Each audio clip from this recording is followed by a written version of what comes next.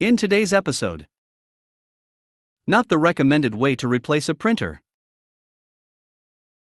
Sir, this is legal support. You need mental help, not IT help. Before we get started, make sure to subscribe so you will never miss a video. So let's get started. Not the recommended way to replace a printer. Long ago, I worked in a network operations center attached to a colocation data center. It wasn't all that large, about 5 people during the day, 2 at night. Due to reasons that were above my pay grade, we had to maintain a physical copy of hands-on work that was requested by customers that resided in the data center. This involved getting the request by email, putting it into a ticket, then copying that same request, pasting it into a Word document with the ticket number, printing it out and stuffing it into a folder in a large filing cabinet. After a year, we were allowed to destroy the physical copy, but no one ever had time to sort them, so some folders swelled for the 3 years I was there. Anyways, the bottleneck of this whole convoluted process was the printer. It was barely above home grade in the late 90s, single tray feed, single side printing, black and white. Its pages per minute was single digits. Not a huge problem overall, but one that was frustrating nonetheless. I recall us begging for our manager to authorize a replacement, and he tried his best. He was in our court because he had to use the bad thing too. The response was, "It is working, and therefore we will not replace it." After going a couple rounds with the buyers, our manager came in just as we were switching to night shift and said something along the lines of, "I'm not allowed to buy his new printer for us until that thing breaks. I'm going home now." With a smile and a nod, he turned his back, so he couldn't see our sadistic grins forming as his words sunk in. That printer accidentally fell down 4 flights of concrete steps that night. In the morning, our manager arrived, saw that the printer was now being held together by duct tape, and asked us, straight-faced, what happened. Our response: violent paper jam. This was met with a shrug, and a new printer arrived by the end of the week. I miss those people. I do not miss that printer. Sir, this is legal support. Hey TFTS, long time no see. I'll preface this by saying that I'm not a native English speaker, please be kind. Until a few months ago, I was working for a subsidiary of several insurance companies as legal support. Basically, people call us to discuss their, hopefully, legal issues, and we'd try to solve them on the phone. We could also send them a few preformatted documents by mail, and, if their contracts allowed it, we could escalate their issues to our insurer counterparts for lawyer/expertise fees.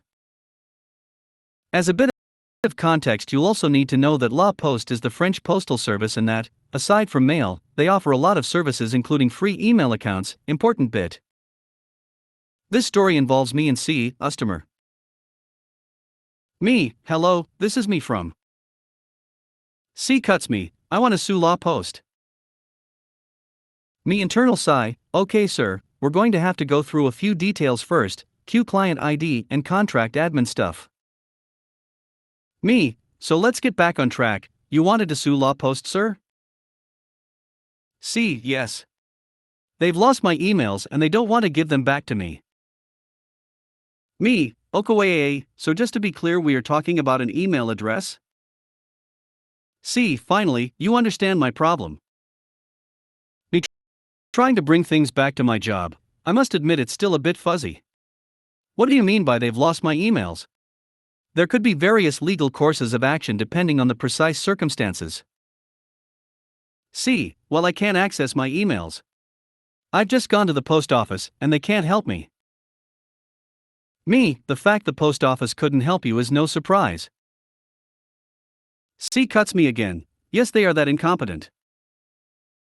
Me, new internal sigh, we'll go with that, yes. But why sue them then? Are they preventing you from accessing your emails? C, yes, when I type my password it says wrong password, but I'm certain it's the right one. The post office workers wouldn't give me a new one either. Me, spark of brilliance, before suing them, have you tried resetting your password? C, doing what? Me, taking pity on the customer and spending a few minutes running him through resetting his password on a website that is in no way, shape, or form related to my company. C. Thanks for the help. By the way, do you think I can still sue them for the inconvenience? Me, no sir, I really don't think so. C. Too bad. You need mental help, not IT help.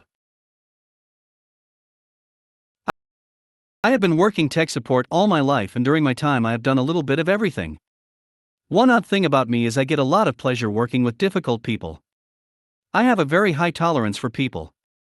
My rule of thumb is you can treat me like garbage, spit in my face, and walk all over me, as long at the end of the day you pay me, then we're square. I have a coworker who has a high demand and he often will pass along lower priority customers my way. This was one such customer. It started off like most calls do. The client called our help desk and asked for an on-site appointment to assist in getting email set up on his new iPhone. My coworker who took the call explained that this was something that did not require an on-site appointment and could be done easily over the phone. However, the client was adamant that it required an on-site appointment. My coworker gave him our rates, X an hour, minimum 2 hours, customer agreed, and the appointment was booked for noon on Wednesday. Come Wednesday, I am making my way out there, and when I am only a few minutes away something seems off, and I think I have the wrong address. I call the client, but get VM, I leave a message and continue on my way to the address I have listed. I get there and it is very clear that I have the wrong address. I had not heard back from the client, so I call again, get VM, and leave another message. I call my office to see if we have a different address on file for him, which we do. So I put in the address, start to head that direction, and once again call the client, and once again get VM. I get to his house, and there is no cars parked in the driveway or street. I come to the door, knock, no answer. After a minute I knock harder, no answer. Minute more, ring the doorbell, it is a Ring doorbell, no answer. I call the client, get VM. I leave. The rest of the day goes by and we don't hear from him. Thursday comes, we don't hear from him, same with Friday. Monday comes along and he calls, he wants an on-site appointment to have someone set up email on his phone. My same coworker takes the call and once again offers to assist over the phone, but the client rejects the offer and wants someone to come out. My coworker mentions that since we attempted to do an on-site appointment last week, we would need to charge an extra half an hour on top of the normal bill for our attempt. He said he didn't think that was fair but agreed to the charge. Once again the appointment was set for Wednesday. Wednesday comes and I get to his house. While walking up to his door I can see through the window his home office he has set up and 2 people in the office. I knock on the door and he answers with a big smile, and very apologetic about what happened a week prior. He goes on to say, "Sorry I missed you last week. I was at the Apple store when you came. I was getting a new phone, so I couldn't get your call, but my assistant was here. She was probably either getting a drink of water or in the bathroom, so she didn't answer the door."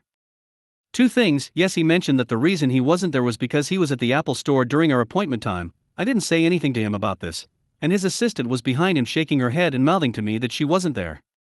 That weirdness out of the way, I come into his house, we sit down in his office, and he hands me his phone. Me, okay, what is your email address? Client, xyz@gmail. Me, what is your password? Client, I don't know. Me, that's okay, I will just reset it if that is okay with you. Client, that's fine. I go to reset it, but his account doesn't have that permission to do so. His email is part of a Google business account, and the admin account did not authorize him to request a password reset. Me, who is the admin of your Gmail account? Client, my wife. Me, can we call her and get her involved in this? We need her assistance. I explained why. Client, I don't want to involve her in this. Me, okay, what would you like me to do then?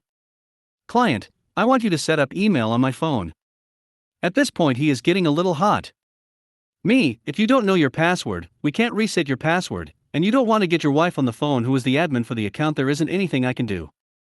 Client, call the Apple store. Me, why? They won't be able to help. Now the client is really mad. Client, either you call them or I will.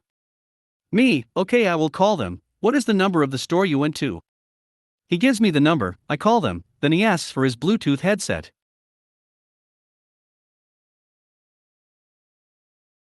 This guy can't be serious, he thinks his headset will work with my phone, whatever, here you go. Client, I can't hear anything out of this headset, piece of garbage, put your phone on speaker. A rep from the Apple store picks up and the client and the rep go back and forth about what he wants to accomplish. She says she can walk him through setting up his email on his phone. When she said that, he looks at me with a big sh*t eating grin because in his mind he figured it out, he bested me, and he was basking in it. When it came time for his password he said he didn't know it, and the rep of course said with his password she couldn't help him. He hung up on her, looked at me with pure rage. Client, you knew this was going to happen, didn't you? Me, yes, I tried to explain but you insisted. At this point he is raging out, calling me all sorts of names and just melting down. His assistant finally speaks up, defends me, and says she might have his password. After a few failed passwords she finally found his password.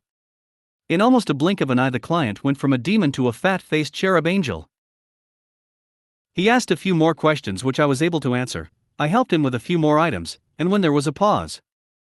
Me, is there anything else I can do for you? Client, no, not at all, you did it all.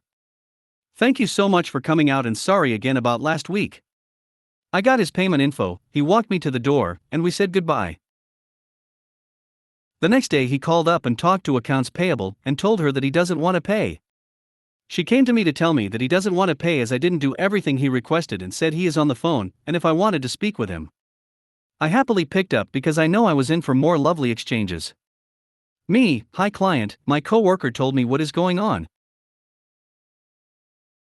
I am surprised to hear that you said that I did not address everything you needed addressing. I took care of your major issue, I answered what I thought was all of your questions, then when I asked if there was anything else you told me that I had done it all and walked me to the door. Client, I only did that because it seemed like you were itching to leave. Me, that isn't true at all, if I wanted to leave I wouldn't have asked if there was anything else I could do for you. Client, that doesn't matter. If I was to give you a rating it would be a C-. Now if you come out here for no charge and address these other issues we will look into increasing your grade. Now at my business we have the right to fire clients.